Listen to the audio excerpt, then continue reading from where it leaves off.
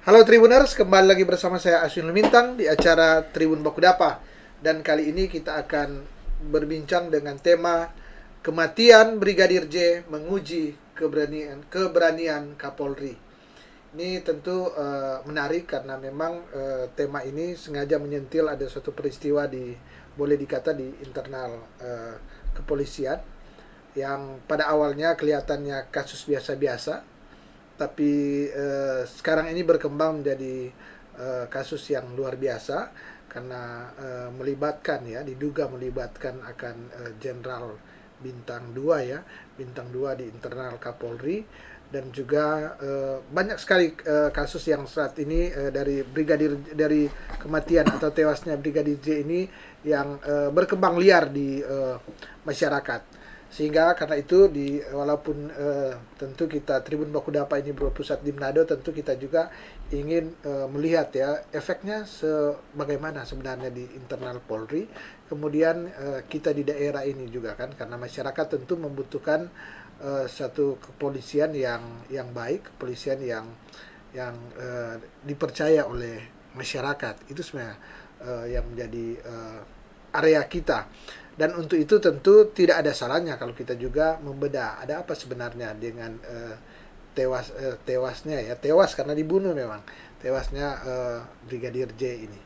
Dan untuk itu dalam perbincangan ini saya sudah mengundang ya, atau kami dari Tribun Bakudapa sudah mengundang akan narasumber, dan untuk itu saya akan beri kesempatan pada narasumber Bung Berti untuk memperkenalkan diri. Silakan. Baik, terima kasih. Selamat siang ya, Tribuners dan Bung Aswin. Selamat siang. Nama saya Berti Lumempo. Tentunya saya sebagai aktivis juga pemerhati pemerintahan juga ya, kepolisian lah dalam hal ini. Senang bisa diundang di tempat ini. Ya.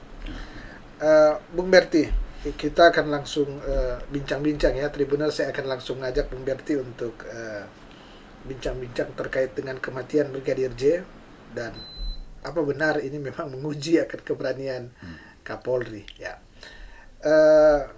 Bung Berti, ini kejadian ini sudah boleh dikata hampir sebulan ya. Hampir sebulan berlangsung. Tapi bukannya meredup ya. Bukannya meredup, tapi kasus ini kemana-mana, sudah liar kemana-mana. Dan tentu menjadi perbincangan hangat di publik, kalau ini di digital netizen. Bahkan keluarnya Habib Rizik tidak menutup kasus ini kan. Kalau kita lihat ya di awal bahwa kemarin ketika seminggu atau 2 minggu kasus ini muncul, Habib Rizik sebenarnya sudah Sihab Rizik Sihab keluar, tapi cuma mungkin 2-3 hari ini dan tidak menutup. Ada banyak kasus yang muncul setelah kasus ini, tapi tidak bisa menutupi. Artinya pada magnitudenya kasus ini sangat kuat. Sangat kuat. Artinya luar biasa ya. Dan kalau kita tahu bersama bahwa kasus ini sebenarnya di awal berkembang opini bahwa kasus ini katanya bahwa oknum Brigadir J ini diduga melakukan tindak pelecehan terhadap istri Irjen Verdi Sambo. Itu yang pertama yang berkembang. Kemudian terjadi adu tembak antara Bribda dan Brigadir J ini terjadi. Itu opini yang berkembang di awal. Kemudian setelah dikubur Brigadir J ini dikebumikan, keluarga mengambil pengacara dan terus berkembang kasus ini. Saya ingin bertanya ke Bung Berti, ini kasus gimana sebenarnya? Karena Menko Polkam juga mengatakan bahwa kasus ini memang bukan kasus biasa. Gimana ini? Oke, terima kasih. Pertama, memang ini bukan satu kasus yang biasa ya, dibandingkan dengan kasus-kasus kematian lainnya, normatif yang sering kita tonton lah di media-media. Kenapa saya bilang ini bukan kasus biasa? Karena tempat kejadian ini ada di rumah seorang 2 bintang. Dan bukan 2 bintang biasa. Bukan 2 bintang. Ini Kadif Propam ya. Itu jadi menarik karena di rumahnya Kadif Propam.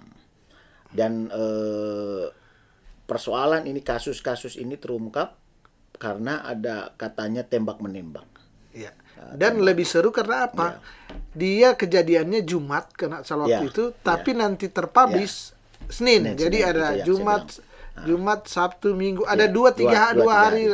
Jadi yang pertama karena objeknya di seorang petinggi Polri ya, Kadif Omas, dan yang terlibat saat itu ajudannya. Artinya sesama anggota Polri. Sesama anggota, itu yang seksinya di situ. Itu kita melihat. Baru motifnya ya. Motif yang pertama diungkap karena ada dugaan pelecehan seksual yang dilakukan oleh korban.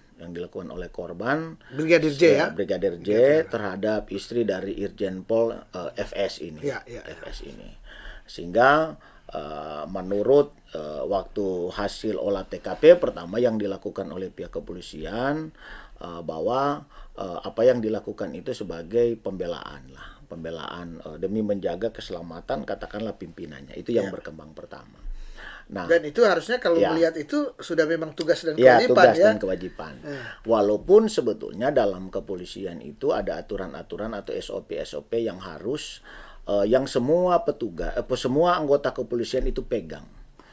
Katakanlah itu misalnya contoh ketika dia diperhadapkan dengan satu kejahatan yang mungkin mengganggu keselamatannya. Apakah boleh dia langsung mengambil tindakan melakukan menembak, melumpuhkan dengan yang bahasa kepolisian ini dengan terukur ya. Terukur. Harusnya kan biasanya katanya peringatan dulu. Ya, betul. Jadi adalah SOP-nya. Namun ini kemudian menjadi tanda tanya bagi para masyarakat ya, kita semua ini jadi opininya semakin liar ketika memang seperti tadi Bung Aswin katakan bahwa kejadian ini terungkap justru setelah 2 hari. 2 hari tanpa ada, harusnya di mana-mana kalau ada kejadian pembunuhan, polisi mengambil tindakan pertama mengamankan lokasi dengan cara mempolis lain. Ada polis lain ada polis lain. Nah, karena itu memang proses hukum seperti itu. Nah, kita di kepolisian itu dalam memproses suatu pelanggaran hukum itu, mereka melakukan itu apakah sebelum kejadian, sesudah pas kejadian dan sesudah kejadian. Itu harus diolah TKP dengan cara misalnya mengamankan semua. Sampai barang-barang bukti yang memang akan mengungkap bahwa peristiwa ini apa motifnya. Nah, itu yang jadi tanda tanya bahwa kenapa baru 2 hari terungkap ya. 2 hari dan tidak ada polis lain. Nah, itu yang jadi tandanya. Yang tanda tanya kedua itu juga adalah ketika CCTV kan yang diambil sepihak yang belum diambil, mengatakan bahwa ini CCTV-nya sudah rusak dan diganti baru. Ya, diganti baru. Ini CCTV-nya rusak 2 minggu. Ini penanganan waktu itu masih di kepolisian Polres Jakarta Selatan ya. Bahwa ini ya. Nah, itu yang jadi pertanyaan kedua. Pertanyaan ketiga adalah keraguan ketiga juga menjadi tanya-tanya ketika ada statement dari ketua RT yang tidak pernah diberitahukan tentang kejadian. Artinya mereka nggak tahu ada apa-apa di ini. Itu. Padahal kan salah satu tugas polisi juga ketika mengungkap satu objek yang jadi kejahatan ya, tindak pidana ini di lingkungan setempat itu harus ada pemberitahuan. Di RT-nya harus ada. Karena RT kan bagian dari pemerintah. Nah, itu kan ada statement dari RT. Apalagi kan RT ini kan ya seorang petinggi TNI pensiunan. Ya. Lebih mau tahu aturan-aturan. Nah, awal jadi keraguan itu tanda tanya dari masyarakat dan mungkin saya juga dan teman-teman itu dari hal ini. Ada apa sebetulnya terkait masalah ini? 3 hal ini. Nah, ketika ini korban ini dikubur dan dibawa ke Jambi, itu juga menjadi tanda tanya pihak keluarga ketika mayat ya almarhum Brigadir J yang sudah dikirim di peti oleh keluarganya kan pingin lihat lah, secara kan seperti itu. Namun kan tidak dikasih dengan berbagai alasan, namun kemudian juga akhirnya diberikan kebijakan untuk bisa Dan waktu itu terjadi semacam debat karena keluarga tidak mau menandatangani berita acara serah terima mayat ini almarhum saat itu. Dan akhirnya juga ini semakin artinya terungkap. protes lah keluarga dia tidak pasti menerima ya. Nah, akhirnya ini semakin terungkap juga ketika keluarga memakai seorang pengacara, dan pengacara ini juga berhasil artinya mengungkap bahwa ini ada keganjalan lah. Ada terkait, sesuatu yang ada ganjil, sesuatu tidak yang, biasa ya. yang tidak biasa yang patut dipertanyakan. Artinya, nah ketika apalagi ini menjadi tanya-tanya ketika ada pernyataan bahwa motif dari ini karena ada itu yang tadi saya bilang. Ada pengancaman pembunuhan dan ada pelecehan seksual di situ. Walaupun ya bagi kita apakah itu orang awam maupun beberapa pengamat juga mengatakan bahwa yang namanya pelecehan seksual itu secara psikologis itu biasanya dilakukan oleh orang-orang yang punya kekuatan secara ekonomi atau secara kekuasaan jabatan. Artinya yang melakukan pelecehan seksual itu pelakunya orang yang punya kekuasaan. Kecenderungannya kecenderungannya seperti itu. Artinya dari atas ke bawah. Atau dia punya artinya jabatan, duit lah, atau power dia yang lain ya. Atau dia mempunyai kekuasaan yang katakanlah banyak orang saat itu. Seperti kasus-kasus pelecehan atau mengarah kepada pemerkosaan kan seperti itu. Dia punya kekuatan seperti itu. Namun ini kan aneh di luar normatifnya, walaupun memang ada sanggahan dari pengacara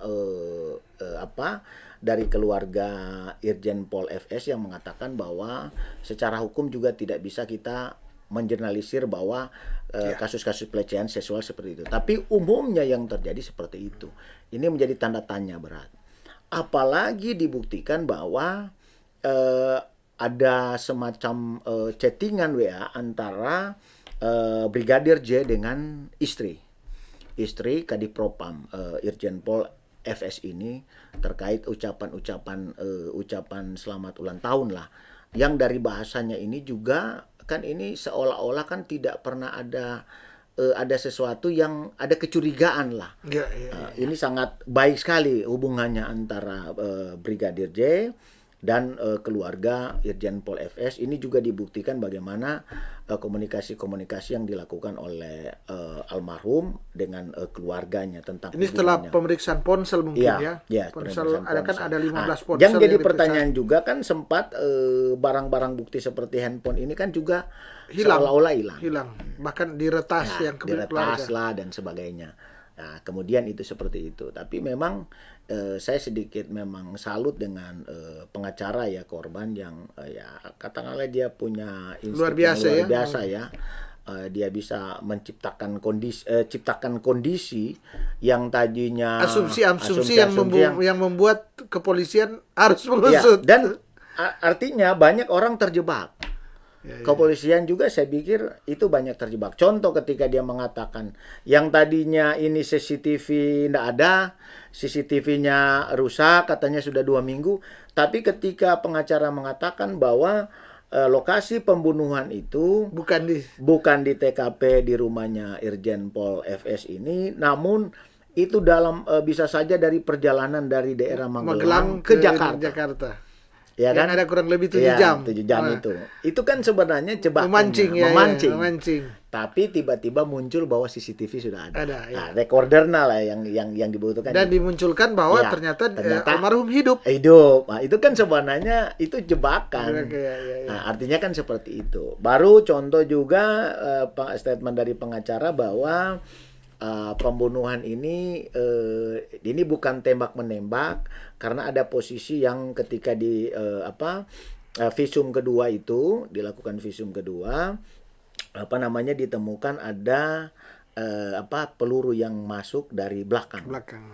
Akhirnya kemudian juga ada terungkap ada pengakuan lagi bahwa itu ditembak pada saat posisi merunduk sudah merunduk. Sudah artinya sudah tidak berdaya. Seperti itu. Nah, dari kejadian-kejadian ini memang akhirnya ya saya juga berharap kepolisian tidak banyak menyalahkan pihak masyarakat ya. Ya, ya, ya. Dari statement-statement pihak kepolisian mengatakan ya, masyarakat jangan beropini lah terkait Ya. persoalan ini. Namun kenapa masyarakat timbul mau beropini? Karena kejanggalan-kejanggalan yang dari awal ini Sudah ya kan? terjadi ya.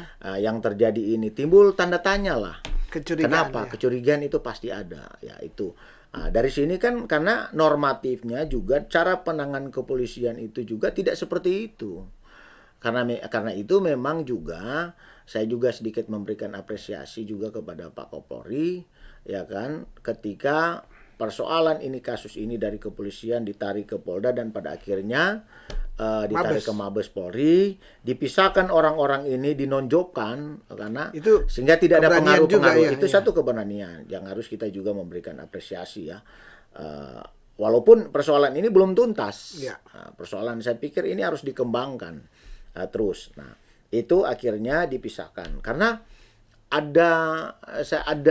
memang ada dua pelanggaran selain pidana yang sekarang lagi diusut oleh kepolisian. Yang satu adalah pelanggaran etika.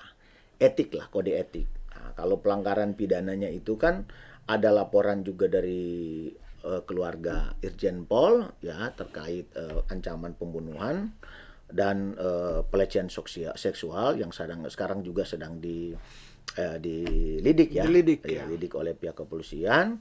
Juga ada terkait juga laporan yang dilayangkan oleh korban ya, keluarga dari Brigadir J tentang pembunuhan. Nah, dan ini juga mengarah kepada katakanlah saya terakhir tadi malam ya, ketika ada penetapan tersangka oleh kepolisian terhadap sopir istri ya, Brigadir RR, Brigadir RR dengan pasal 340 itu menyatakan bahwa ini ada indikasi perencanaan pembunuhan.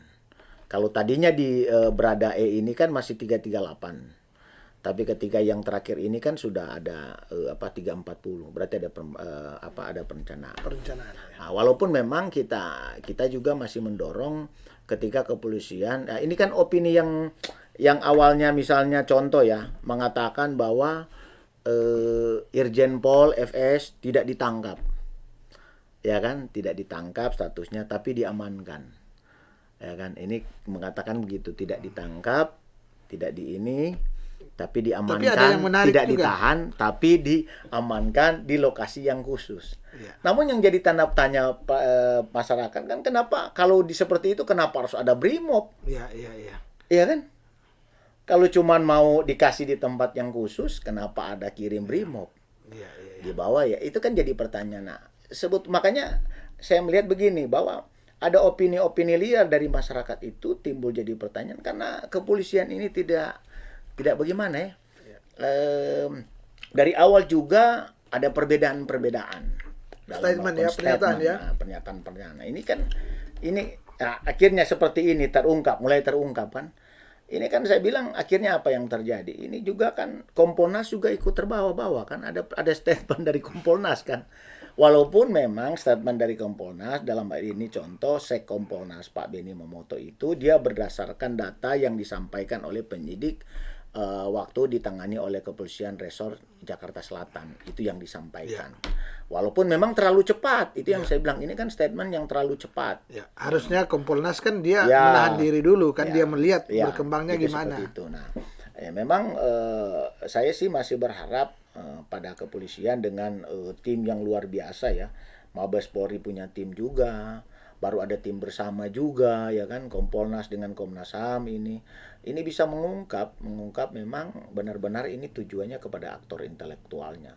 Walaupun ya memang kalau kita lihat dari statement-statement di media ya kita bisa bukan memvonis ya, kita sudah bisa menerka bahwa ini tentunya ada keterlibatan bahwa mereka berani melakukan itu tentunya ada petunjuk dari atasan. Tidak mungkin lah. Karena itu saya bilang petugas kepolisian itu melakukan hal seperti itu harus ada petunjuk. Biasanya ada atas perintah ya. Atas perintah. Apalagi kalau kita mau kaitkan dengan jenis pistol yang dipegang oleh contoh dari Barada E ya.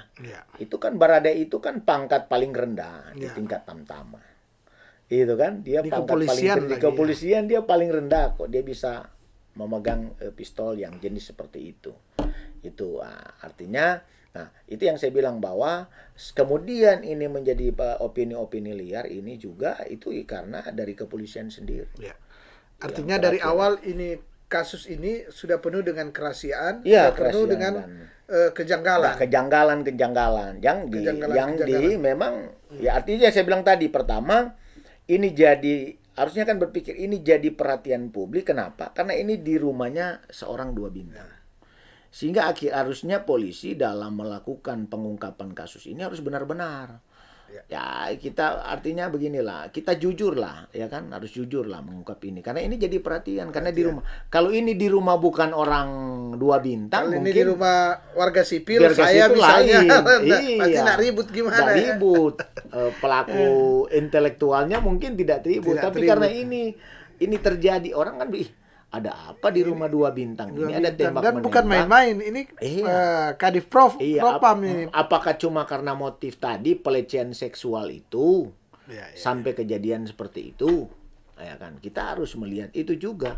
Karena tindakan-tindakan seperti itu yang tadi saya jelaskan. Secara hukum itu kan kita harus lihat ada inilah sebelum kejadian itu ada apa. Ya. Tidak mungkin, apalagi mereka orang di dalam lah kan, orang di dalam itu seperti itu. Bung Berti, kita juga saya kira kita juga sepakat ya harus mengapresiasi bahwa Kapolri tidak diam. Iya. Kapolri telah melakukan banyak hal. Yang pertama dia menonaktifkan benar. Irjen FS. Kemudian ada beberapa pejabat juga. Penyidik dia langsung dari Polres Jakarta Selatan langsung dialihkan ke Polda, tapi tidak cukup dari situ langsung ke Mabes dan ada 25 perwira dari tinggi sampai di bawah. Yang sudah diperiksa. Ini tentu menunjukkan keseriusan daripada Kapolri. Artinya dia karena memang ini perintah Presiden. Ini kalau tidak salah berkembang 2 kali kan diingatkan oleh Presiden. Jadi memang ini cukup. Tapi gini, sudah diingatkan oleh Presiden, Menko Polhukam sudah ngomong, banyak petinggi-petinggi negeri sudah ngomong. Tapi saya dengan kasus ini tentu tidak mudah untuk seperti membalikkan telapak tangan. Kita melihat dengan 25 perwira ikut dimintai keterangan, bahkan ada yang sudah ditetapkan sebagai tersangka. Ini menunjukkan kasus ini tidak mudah. Karena ini jenderal-jenderal kemudian di internal ini. Di internal tidak ini gampang mengungkap ini bisa terjadi ada gesekan-gesekan di dalam. Artinya gini, apa yang dilakukan oleh seorang Kapolri ini, Jenderal Listio ini Listio Sigit Prabowo ini, saya kira sudah luar biasa juga, luar biasa juga. Tapi tentu karena ini kasusnya dari awal sudah memberikan tanda tanya, mengundang banyak tanya dari warga, dari publik, sehingga mau tidak mau kasus ini harus diungkap secara terang benderang terang benderang. Yang jadi pertanyaan, kira-kira kita belum melihat bahwa kasus ini motifnya apa sebenarnya. Apa benar karena pelecehan seksual atau lain?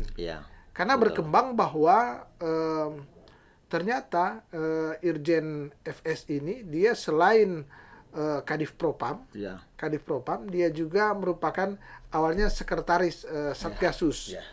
Satgasus ini adalah suatu kesatuan tugas yang sebenarnya informal sebenarnya. Satu tugas yang tidak dalam struktur tapi sangat berpengaruh di kepolisian. Karena apa? Karena ini ternyata dia hanya bertanggung jawab langsung ke Kapolri. Dan mereka ditugaskan untuk mengusut kasus-kasus tertentu.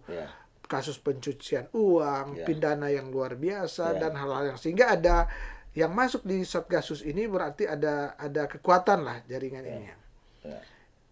Bung, kira-kira dengan opini-opini yang berkembang liar kita coba dibincang-bincang ini, kira-kira apa ya yang membuat kasus yang kelihatan seperti biasa saja? Kan mantan Kabar Eskrim Susno Duaji mengatakan bahwa ini kalau dia kasus biasa dan diberikan ke saya 2 hari saya selesai. Dia bilang Susno Duaji. Tapi ternyata kan ini bukan kasus biasa. Ya, gimana? Ya jadi memang ya ini kan kita bicara juga kan berdasarkan ya kita tidak masuk ke dalam tentang Oh ya, ya. teknis Ini opini-opini metode yang berkembang. Kita kan penyidikan dari ya. luar ini Ini melihat. sekarang juga kan Ya, dalam ya. proses penyidikan. Kalau kita menangkap memang beberapa opini-opini yang berkembang di luar, memang kan ya banyak hal ya tentang adanya, katakanlah mungkin ada Makin persaingan. liar di Ya, luar. makin liar lah. Makin liar. Ini kan itu yang saya bilang tadi. Terlepas saya juga memberikan apresiasi ke Kapolri, tapi saya juga ingin menyampaikan bahwa opini-opini yang disampaikan masyarakat ini juga ke pihak kepolisian juga tidak boleh serta-merta menyalahkan, Ya. karena ini terjadi akibat ada kejanggalan-kejanggalan tadi dalam Ada pengungkapan, ya toh. Sampai akhirnya contoh aja FS sekarang dijadikan ini karena diduga melanggar kode etik. Kan sudah disebut Dengan- tadi, ya, ketika jadi tersangka, ya, ditahan di Brimob. di Brimob, ya. langsung ada Ya. pengalaman luar Ya, biasa. tapi itu bukan pengamanan. bukan tersangka Bukan namanya. tersangka, Bukan iya. tersangka. Jadi ininya prosedur di kepolisian itu ditempatkan lah semacam Ditempatkan. ya katakanlah itu sanksi karena kode etik kan seperti itu. Kode etik di kepolisian kan tidak mengenal, jadi ada sanksi administrasi, sifatnya administrasi. Nah, tapi biasanya dari administrasi, kesalahan administrasi itulah bisa digiring ke pidana. Contoh misalnya FS ini diduga dia dalam pengungkapan tidak profesional, menghalang-halangi penyidikan. Penyidikan, ya. Ada penghilangan barang bukti. Nah, itu kan ada sanksi-sanksi etik ya, kode etik kepolisian. Tetapi itu juga dalam KUHP mengatur bisa juga digiring ke pidana. Makanya ada beberapa kasus di oknum-oknum kepolisian habis setelah etik dia giring ke pidana. Ada juga memang dari habis pidana ke etik. Tapi kalau etik menunggu pidana ini kan terlalu lama. Ya, ya, ya. Contoh yang Brotoseno apa itu? Ya, ya. Ya kan dia dipecat setelah hasil dari pidana. Pidana. Baru proses pengadilan apa semua dia masih aktif. Nah, makanya saya pikir juga kita memberikan presi karena kepolisian mau dari etik dulu. Karena etik cepat. Karena kalau dia terbukti secara etik, otomatis itu bisa ke pidana. Itu seperti itu. Nah, terkait tadi pertanyaan bahwa ini ada seperti itu, saya pikir itu ada pasti ya. Apakah itu menyangkut persaingan? Mungkin bisa saja kan Iya, di iya. kepolisian. Karena ini kan sudah ada. bergerak Ya, kemana-mana. ini kalau ya. sudah istilahnya saya mau mengatakan bahwa kalau sudah ini seperti ada perang bintang, walaupun ini kan bahasa pasar ya, Ya, ya, di ya. dalam institusi kepolisian tidak mengenal itu, mereka tetap satu komando. Ya namanya persaingan itu pasti ada lah, persaingan sehat mungkin ya, Ya, kan, ya, ya. tetapi ya namanya mungkin ada kelemahan-kelemahan ini bisa juga dipakai, Ya. dipakai untuk bisa bagaimana bahwa ini untuk apakah itu menjatuhkan atau seperti apa. Tapi bagi saya sebetulnya adalah lebih kepada bahwa Kapolri ini memang harus memberikan ya karena ini sudah jadi atensi Pak Presiden ya, Ya. Pak Presiden. Publik dan Publik Presiden. ya, apalagi ini publik. Karena apa? Sanksi moral ini luar biasa ke kepolisian kita. Dan ini saya kira perjudian daripada kepolisian nanti. Artinya gini. Dan judi jabatan Judi Kapolri. Kapolri. Seperti Ya. judul kita ini Betul, kan. betul, ya. betul. Karena ini Artinya gini, kalau Kapolri mampu menyelesaikan ini secara tuntas, terang benderang, tentu ini akan mengembalikan kepercayaan Ya, masyarakat pasti itu, Bung ke Aswin. Polri. Tapi kalau ini selesai tapi tetap ada Ya. tanya di masyarakat, maka ini tentu tidak baik Ya. untuk institusi Iya. kepolisian. Karena ini kan kasihan juga, ini kan ke kepolisian di wilayah-wilayah seperti kita lah. Ya, ya. Ya, ini kan akan jadi tetap dampaknya akan ada. Ya. Karena ketidakpercayaan toh. Walaupun itu terjadi bukan di sini, tetapi kan tetap ke sini. Ya. Penilaian masyarakat kan tetap akan seperti itu. Karena itu memang harapan kita selalu memang Kapolri ya memang harus benar-benar, karena ini taruhan juga jabatan. Jabatan. Ini bisa. Ya, betul, artinya walaupun kewenangan jabatan itu ada di Pak Presiden, ya kan, Ya, itu hak prerogatif Pak Presiden. Tetapi ini kan akan menjadi sanksi moral bagi masyarakat. Buat kepolisian dengan program presisinya, Ya, banyak prestasi. Ini saya di kira wilayah-wilayah. pukulan telak lah ke ini. Pukulan telak. Pukulan Karena itu telak. saya bilang tadi, ini di dalam kan. Dalam. Mau diucoba bagaimana ini reformasi Kepolisian, reformasi iya. kepolisian di dalam ini. Di luar mungkin sudah bagus, tapi ketika mereka lihat ini di dalam seperti ini, akhirnya kan bisa merembet. Wah, Ya. penanganan di dalam aja sudah seperti ini. Ya, ya, ya. bagaimana dengan penanganan kasus yang masyarakat biasa lah, Iya, iya. yang di dalam aja penuh dengan rekayasa. Ini kan sebenarnya sudah kelihatan rekayasa. Betul, betul. Ketika mulai dari Kapolres Jakarta Selatan ini dinonaktifkan, ini ya kan ini sudah kelihatan. Dan Bahwa ini tentu salah. dengan Kapolri memindahkan ke Polda, kemudian beralih ke Mabes Polri, ditarik.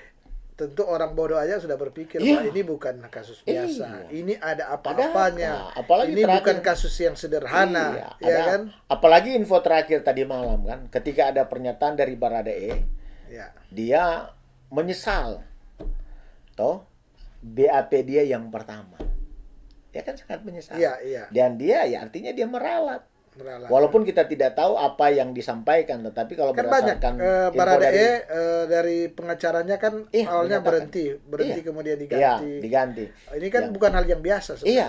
baru yang sekarang ini mengatakan bahwa Baradae sudah membuat pernyataan yang terbaru kan. Artinya ya statement ini kan bahwa dia itu petunjuk Iya. atasan. Walaupun ya kita tidak bisa kasih tahu ini petunjuk atasannya siapa ini Siapa, kan. iya. Ini kan juga masih inilah. Dan bahkan di media ada beberapa sudah disebutkan bahwa dia sudah menyebutkan orang-orang yang Iya, yang terlibat sudah menyebutkan dalam orang-orang terlibat itu Ah, siapa. jadi Kita ini. nggak tahu. Ya Iya. bisa aja nanti ada hubungan dengan tadi Bung Da mengatakan itu toh. Iya, iya. Dia ini ada Satgas Iya, itulah kan. Iya. Kita nggak tahu, bisa saja atasan itu apa. Artinya publik juga sudah mengira-ngira Pasti bahwa itu, ini pasti. tidak sesederhana yang Ya, kita ya. bayangkan semula, dan orang tentu bertanya kenapa Brigadir J ini dibunuh, Ya, kenapa Brigadir J ini ya katakanlah ya diperlakukan sedemikian kan. Ya. Tentu ini menjadi tanya publik yang harus Ya. dijawab karena ini jadi jadi titik pusaran kan. ya, Kalau tanya ke persoalan titik pusaran tidak terjawab secara terang benderang di publik, maka itu akan terus menjadi Tapi saya begini, Bung Aswin ya, dengan ditetapkannya tersangka Baradae dan terakhir ini ada satu orang sopirnya, ya, ya.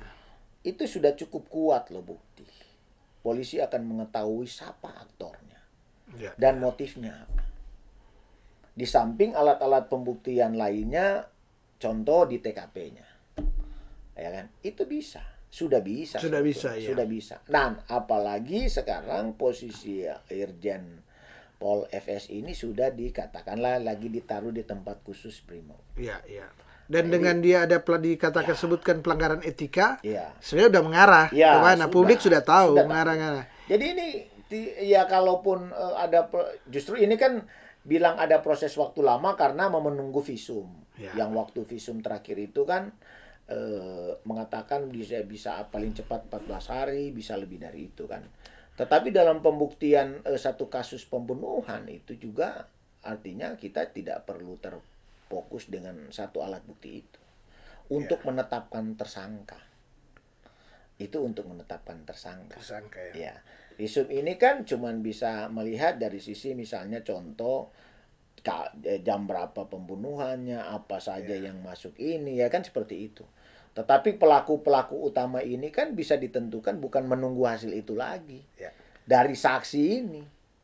Dan ini menarik dan olah ya, TKP ya, itu cukup. Bung Berti, saya kira ini menarik karena di negara manapun ya, di Amerika sekalipun kasus-kasus yang seperti ini kadang bisa diungkap dalam waktu yang tidak lama, Ya. tapi ada juga ya negara sekelas negara Amerika dan superpower, ada juga yang sampai sudah bertahun-tahun Dan salah menjadi menghukum tanya. orang. Tidak Ada yang tahu, salah ya, menghukum. kan? Toh? Ya, ada juga seperti Kita contoh ya, misalnya tewasnya Presiden John F. Kennedy Ya, ya, betul. F. Kennedy. Ya. Sampai sekarang walaupun sudah Ya. sudah dihukum, Ya. tapi tanya di publik itu Ya, masih betul. terus ada, Ya. kan? Ada masih terus ini. Kemudian peristiwa yang kata Munir, kasus Munir Ya, diracun. Munir. Sudah selesai, Selesai. ada ininya, Ya. ada di sini. Tapi tetap meninggalkan bekas. Bekas. Meninggalkan tanya di publik ya. Banyak lagi kasus-kasus yang demikian selalu ada tanya. Tentu kita di sini berharap bahwa kasus Brigadir J ini memang terungkap tuntas, Ya. tidak menjadi boleh dikata jadi noda sejarah. Ya. Ya kan, Ya. noda sejarah artinya ini akan terjadi bincang-bincang terus bahwa pernah ada di tahun sekian di kepemimpinan ini terjadi yang model begini. Ya. Ya kan, ini Ya. ini selalu yang terjadi Ya. ya. Ada yang langsung terungkap, Ya. ada yang langsung ini yang bunuh ini langsung. Tapi ada yang seperti saya katakan tadi menjadi noda sejarah, dan itu jangankan Indonesia. Amerika yang secara teknologi sudah ini maju, luar biasa maju, dan ini dulu dan sekarang masih ada juga yang ini. Tapi begini Bung Asin. Saya sih kalau untuk kasus ini sih saya berpikir bahwa ini tidak akan lama prosesnya. Karena memang memulai ini sesuatu yang tidak normal. Ya. Jadi sehingga dari situ aja kita sudah bisa lihat ada sesuatu. Tinggal keseriusan dan ya kejujuran lah pihak kepolisian dalam hal ini, bagaimana mengungkap ini, motifnya kan apa, itu sekali lagi setiap ada tindak pidana kan itu motifnya apa. Artinya jangan sampai contoh ya, saya bukan membela keluarga korban, sudah meninggal tetapi masih berkembang bahwa dia melakukan pelecehan. Karena itu memang juga saya sepakat dengan apa yang dikatakan oleh pengacara istri ya Kadif Humas, bahwa ini perlu diusut tuntas untuk kepastian. Bahwa ada KUHP yang menyatakan bahwa akan diberhentikan penuntutan ketika orang ini meninggal, ya itu urusan ke belakang. Tapi yang diharapkan adalah kepastian hukum. Pernah terjadi atau tidak ini? Buat terlapor, siapa dia, keluarganya. Ini yang juga memang kita dorong harus diungkap juga. Terlepas kita juga mendorong pihak kepolisian ini mengungkap siapa dalang-dalang ini pembunuhan ini, motifnya siapa aktornya. Tetapi laporan juga itu dari pihak keluarga FS itu, istrinya itu harus diungkap. Tidak boleh didiamkan. Apakah orangnya ya, selama ini ada bukti-bukti. Dengan secara profesional polisi juga harus bisa ini ada bukti. Ya kan? Bukti-buktinya seperti ini, buktinya ini. Toh alat bukti pendukungnya ini. Ini harus dukung. Walaupun nanti secara juga bahwa ini akan di stop penuntutan karena orangnya yang menjadi tersangka itu sudah meninggal. Iya. Tapi ini harus diungkap. Artinya di pelanggaran ini yang bilang tadi ada 2 pelanggaran pidana, ada 1 misalnya. Karena kalau tidak terbukti kan almarhum juga kan nama baiknya dia nama kan. baik. Karena ini kan sudah keburu membangun opini. Iya. Walaupun memang ya saya lihat di beberapa media sosial contoh ya banyak orang yang tidak percaya. Ya karena itu saya bilang tadi kan, ya namanya pelecehan seksual ini kan dari begini. Baru mereka urut sebelumnya. Kan memang pelecehan seksual itu biasanya terjadi hanya pelaku dan korban yang tahu. Iya, pelaku dan korban, dan sangat sedikit ya ada kekuasaan. Ya mungkin bisa saja dasar ketika mereka menyampaikan bahwa dia pegang pistol, menodongkan di kepala, ya itu mungkin sesuatu yang bisa selama tapi ada membangun bukti, opini yang demikian di saat pelaku sudah meninggal seperti ini kan tentu sangat. Tapi bisa saja membangun untuk ini kan menggelapkan motif-motif lain. Ya kita kan rekayasa itu mereka bisa bikin. Mungkin saya tidak bilang ini settingan atau apapun, makanya itu saya mendorong akan hal ini juga harus menjadi perhatian Kapolri. Ini harus diungkap, jangan cuma proses pembunuhannya, tetapi ini juga harus diungkap. Karena bisa saja apa kita kan nggak tahu ini. Kalau kita bicara normatif ya semua harus diungkap laporan ini supaya kepastian hukum dari keluarga juga kan bisa dapat. Itu kan seperti itu. Profesionalnya kan seperti itu. Begitu Bung Aswi. Dan saya kira Kapolri akan bekerja profesional, tuntas. Karena apa? Karena mulai dari Presiden, Menko Polhukam, dan petinggi negeri semua ya. Kemudian saya yakin negeri bulan sudah ini, menekan, Bung Aswi, bulan ini bisa terungkap aktornya. Sehingga pasti Kapolri tidak akan mengambil risiko. Iya, pasti. Ya kita mendukung lah. Karena dia seperti dikatakan tadi, ini risiko jabatan dan risiko institusi. Sanksi sosial masyarakat. Jadi nanti kalau tidak terungkap baik, maka institusi Polri ini akan, saya rasa akan ke titik nadir, ketidakpercayaan ke masyarakat akan. Kasihan lah yang polisi-polisi terbaik. Polda-polda misalnya di Masa sini satu yang salah kemudian iya, itu mengorbankan sekian ribu kepolisian yang yang sudah kerja baik. gitu. Ya, jadi saya kira institusi Polri harus juga sama-sama kita lindungi. Iya, harus. Institusi karena hanya institusi Polri ini yang diberikan tugas oleh negara untuk melakukan pengamanan, penyelidikan, ya, kasus-kasus, ya, betul. ya. Sehingga institusi Polri ini tentu sangat kita butuhkan, dan yang kita mau adalah bagaimana institusi Polri ini tetap mendapat kepercayaan dari masyarakat. Jangan hanya kasus ini kemudian ya menjadikan sayang, ya. Ya. Dan Tribuners tentu bincang-bincang ini sangat menarik, dan tentu karena pemirsa tentu ingin mengetahui terus apa sih perkembangannya, ya perkembangan. Dan kita di daerah tentu hanya memberikan dalam bincang-bincang ini memberikan persepsi, ya, bukan memvonis, memberikan persepsi ke publik bahwa perkembangan kasusnya demikian, dan karena ini sudah menjadi rahasia umum, ya, sehingga saya kira wajarlah kita bincang-bincang ini untuk lebih membuka ke arah mana sebenarnya kasus ini, karena kasus ini bukan kasus sederhana, dan ini tahun-tahun juga politik, sehingga walaupun kata ini kasus kriminal, ke depan 2023, 2024 tentu akan sangat berkait. Kita dibutuhkan di tahun-tahun politik ini institusi kepolisian yang baik, yang profesional, sehingga dia akan mampu untuk melakukan pengamanan di tahun-tahun politik, ya, saya kira ini juga, ya. Dan Tribuners seperti biasa, sebelum saya menutup akan bincang-bincang ini, saya akan minta closing statement dari Bung Berti untuk menutup bincang-bincang kita. Silakan.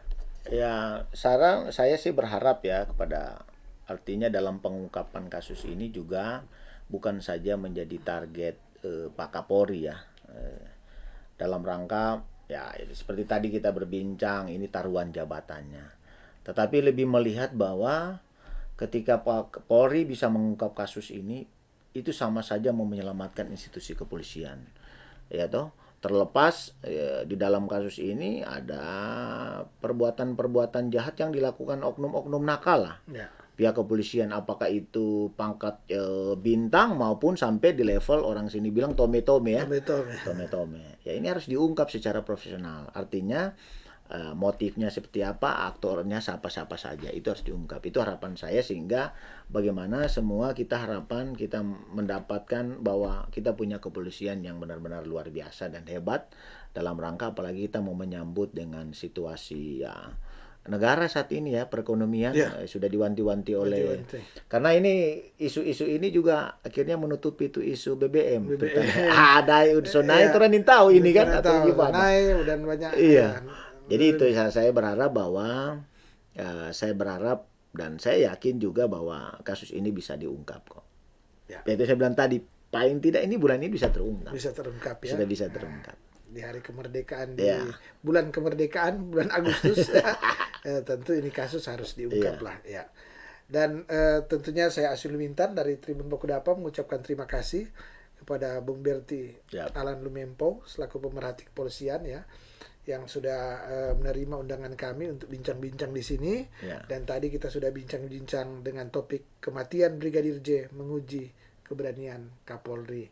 Dan tentunya apa yang kita perbincangkan ini bukan untuk mempengaruhi akan penyelidikan yang sementara berlangsung, tapi semata-mata hanya memberikan edukasi, ikut memberikan persepsi, ya, terkait kasus yang menjadi perhatian publik ini, dan semoga apa yang kita perbincangkan ini ikut menambah wawasan, ya, bagi kita, memberikan narasi-narasi ini tentu narasi-narasi menyejukkan, karena yang kita ajak sebenarnya adalah bagaimana kepolisian secepatnya mengungkap kasus ini ke publik, sehingga tentu kepolisian kembali mendapatkan kepercayaan yang luar biasa dari masyarakat, dari publik.